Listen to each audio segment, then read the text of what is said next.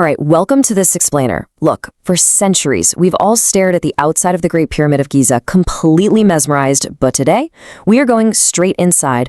We're going to dive into the true engineering mystery of this ancient wonder, exploring how an outsider architect, a forgotten dataset from 1986, and modern particle physics are all colliding to test one seriously incredible theory.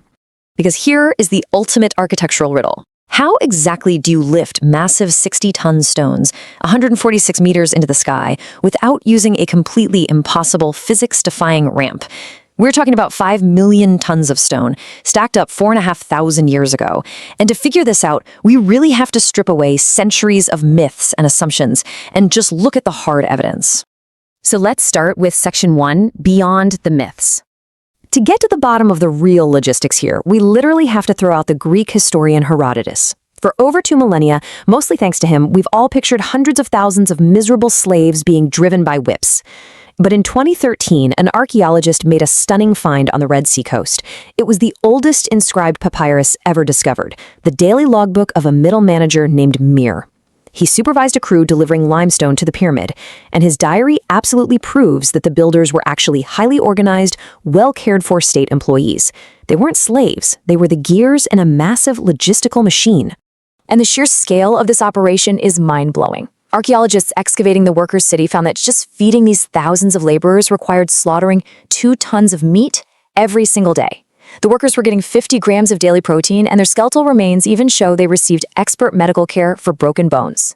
And getting the stone there? Well, a 2024 geological study just revealed that it arrived on boats via the Aharamat, which was this massive, now totally lost branch of the Nile that used to run right up to the Giza Plateau. Which brings us to Section 2, the internal ramp theory. Okay, so delivering the stone to the base is one thing. Lifting 5 million tons of it 146 meters into the sky is the real puzzle. The textbook answer has always been this massive external ramp. But let's do some basic math, because the arithmetic of a traditional external ramp simply does not work. To maintain a slope gentle enough to drag heavy stones, say around 7%, a single ramp would have to stretch for nearly a mile. That means the ramp would actually require more material to build than the pyramid itself. This impossible math is exactly what led French architect Jean-Pierre Houdin to propose a pretty revolutionary solution. Houdin realized the Egyptians couldn't have just used one method for the whole thing, so he rigorously modeled a 2-part solution. First, the builders used a shorter, much more manageable 43-meter external ramp to construct the bottom 2/3 of the pyramid's volume. Then, they dismantled that external ramp, recycled its blocks, and hauled them up a 7% incline internal spiral ramp built just inside the outer casing to finish off the top. And you know what's crazy? The physical data actually backs this up. Way back in 1986, a French team scanned the pyramid using microgravimetry, which is this highly sensitive technique that measures tiny variations in mass and density. Their data just sat ignored for years because nobody quite knew what to make of it. But looking at it now, it clearly shows a 15% density deficit inside the pyramid, meaning 15% missing mass or empty space. And that empty space perfectly matches the exact spiral pattern of Houdin's proposed internal ramp. All right, Section 3, the Grand Gallery machine. Now, here is the massive wrinkle in that internal ramp idea. It perfectly explains how they moved standard 2-ton limestone blocks, but it completely fails to explain how they moved the absolutely colossal pieces of granite hidden at the pyramid's core. I'm talking about granite beams shipped all the way from Aswan weighing up to 60 tons each. You literally cannot haul a 60-ton block up a 7% incline in a narrow tunnel. It would take something like 600 men, and coordinating that many people in a tiny enclosed space is just physically impossible. So Houdin came up with a wild but perfectly logical theory. He proposed that the Grand Gallery, that soaring 48-meter-long mysterious corridor in the center of the pyramid, wasn't just some ceremonial hallway. It was a functional machine, a massive counterweight system. He envisioned a heavy wooden trolley running on greased logs along the gallery's side benches. Thick ropes connected this downward sliding trolley to the 60-ton granite blocks on the outside, using gravity to effortlessly haul those colossal stones up the exterior of the pyramid. And the physical evidence for this machine is actually staring us right in the face. When Egyptologist Bob Breyer inspected the Grand Gallery, he found physical clues that perfectly match this system. There are these regularly spaced rectangular holes cut right into the benches, which would be ideal for holding stabilizing wooden beams. There are continuous chisel marks along the walls. And maybe most incredibly, there are actual scratch marks and traces of ancient Greece running exactly parallel to the benches, right where a heavily loaded wooden trolley would have violently slid up and down. Let's move to Section 4, Scanning with Cosmic Rays. So how on earth do we actually test this mechanical theory today without, tearing down an irreplaceable ancient wonder? Well, this is where modern particle physics steps in. We can actually look through 4,500 years of solid limestone using muon tomography. Muons are these subatomic particles generated when cosmic rays hit our upper atmosphere. Billions of them rain down on Earth constantly, and they pass through solid stone much easier than they pass through empty space. Basically, stone absorbs more of them. By putting highly sensitive detectors inside and underneath the pyramid, scientists can effectively X-ray the structure. Denser regions block more muons, and hidden empty voids let more through. Which leads to Section 5, the Big Void.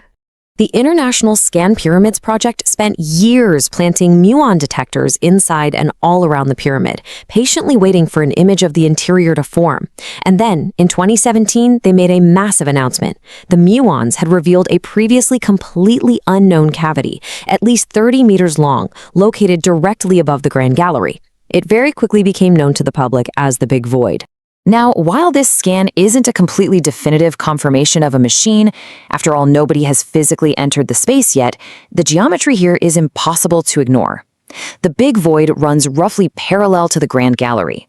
In 2022, Houdin actually updated his model to incorporate these results, suggesting that this Big Void could very well be a second, higher Grand Gallery-like structure.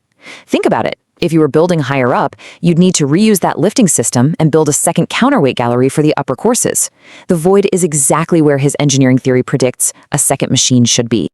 But we have to look at Section 6, what the skeptics say. Now, it's worth being totally honest about where this theory currently stands. Mainstream Egyptology has largely not adopted it, and they have some really valid reasons. The main objection is pretty straightforward. A muon scan can tell you a void exists, sure, but it absolutely cannot tell you why it's there. While the void's location is perfectly consistent with the second counterweight system, skeptics point out that it might just be a massive relieving chamber. We know the builders constructed 5 stacked relieving chambers right above the king's chamber, just to redistribute the crushing weight of the stone away from the roof. So the Big Void might just be serving that exact same structural weight-relieving purpose for the Grand Gallery below it. And critics also bring up some really valid unresolved questions. Houdin's full counterweight model would actually require dozens of these internal galleries stacked throughout the top 2/3 of the pyramid to work at every level. But so far, only one additional candidate void has been found, not the whole network the theory predicts. Some researchers even argue that the scan data could just as easily fit a totally different internal structure, like a terraced or stepped design that has nothing to do with a ramp. And crucially, you can't just go drilling into the Great Pyramid. No physical excavation is permitted out of totally justified caution to protect the monument. Which means, for right now at least, the internal ramp remains a rigorously modeled hypothesis, not a proven fact. But honestly, what makes this theory so compelling isn't that it's confirmed. It's that it's a real testable engineering proposal. We can actually check it against real physics, one muon at a time, without ever cutting into a single piece of that ancient stone. Still, it is absolutely fascinating to think about. Somewhere inside 4,500 years of solid limestone, there might just be an incredible ancient machine that we built, used to the absolute limit, and then buried on purpose. A hidden spiral staircase for stone and a massive counterweight the size of a corridor, just sitting silently in the pitch dark, exactly where its exhausted builders left it all those millennia ago. Either way, this magnificent structure isn't quite finished answering questions yet. As we keep refining our scans and updating our models, we are slowly edging closer to the truth. But what do you think? Are we just looking at a giant, empty relieving chamber, or is there really an ancient lifting machine hiding in the dark? Thanks so much for joining me on this explainer, and definitely keep questioning what you think you know.